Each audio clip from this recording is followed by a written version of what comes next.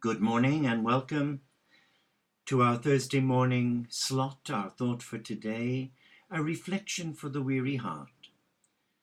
Short and sweet, I hope, and I pray that it touches your heart as it always touches mine.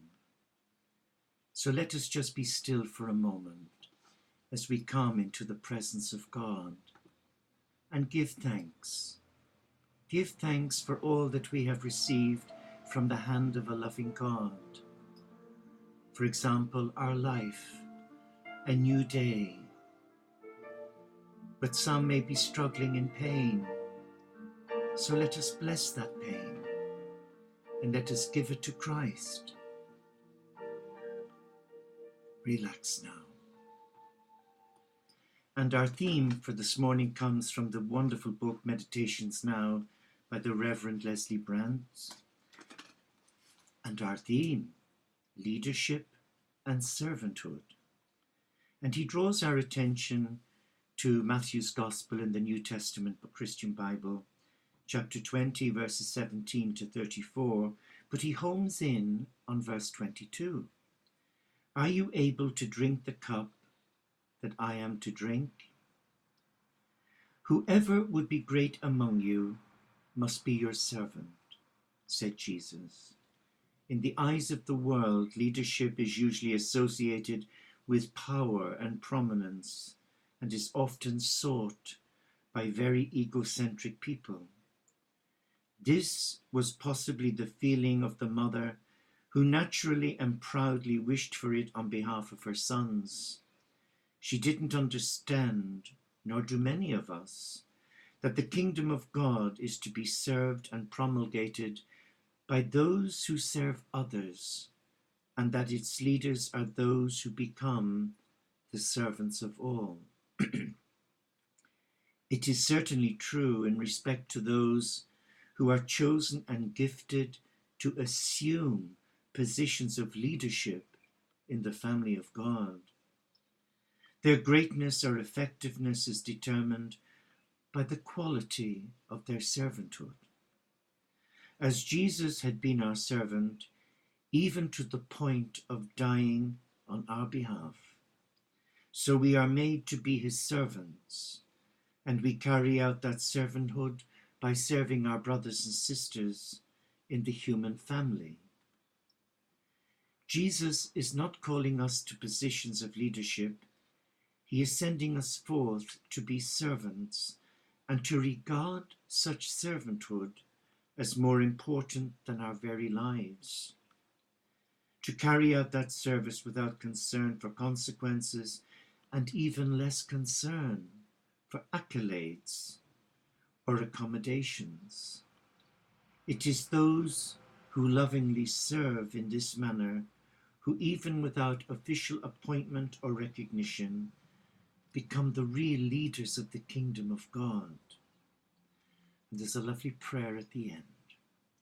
O Lord, there are times when I have little inclination to live for or to love others as you love me and have commanded me to love. Change me, O Lord, from a sponge greedily sopping up all I can get from you into a fruit-bearing branch that exists to serve others. There you have it. So let us now just come before the Christ. Let us come before the Christ and share with him how we're feeling right now. Maybe we struggle with servanthood, or maybe we struggle with taking orders from our spiritual peers.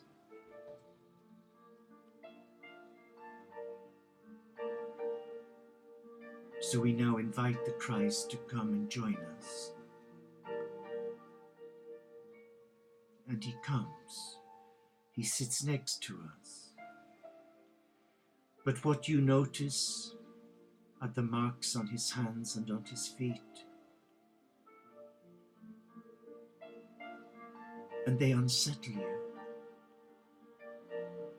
Because for a moment it takes your mind off you and your likes and your dislikes, your whims and your fantasies. and the thought of being a servant in the kingdom of God. You look at the hands of Jesus, and there you see the imprint of the nails, and it dawns on you that Jesus gave his life for the two of us. And you see his feet, and you wondered how in God's name did he hang on a cross for so long? And why would he do this for you or me? Because he loves us.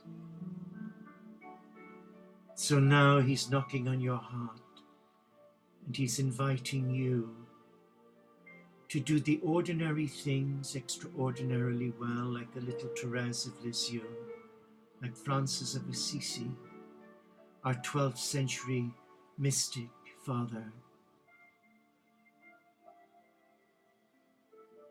Let us ask the Christ now for a disciple's heart, and to go into our room in secret and there give praise to God,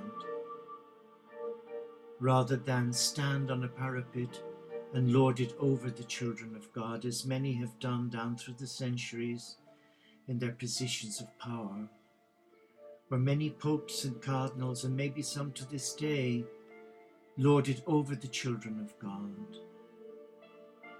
And that's one reason why in the 12th century the Lord appointed Francis to incarnate and to rebuild the Church of God. Not just a physical structure, but the hierarchy had become distant from the ordinary people that they were appointed to serve. Their mindset was that the ordinary people are there to serve them. And even in the religious orders up until the Vatican Council, Vatican II, where many of the enclosed orders had lay sisters, sisters who had no education, who would be there to carry their train into choir, to carry and fetch for them. Thankfully, that's gone. So where are you today in your journey as a disciple, as an ambassador of peace for Christ? Is your heart open to the voice of God? Are you willing to receive a mandate from God to be of service to the children of God? Or are you still stubborn of heart, wanting it all on your own terms? Or have you forgotten what it is to be called, to be chosen, to be anointed? Maybe now is a good time to ask yourself, am I a true servant to the servants of God? Or have I distanced myself through wallowing in my own stuff, through whinging, moaning, and groaning about everything and anything, anyone and everyone? And we've been blessed in our generation to have someone like Princess Diana, who reached out to the marginalized and those with modern-day leprosy who had HIV and AIDS. Mother Teresa of Calcutta, now Saint Teresa, look what she did.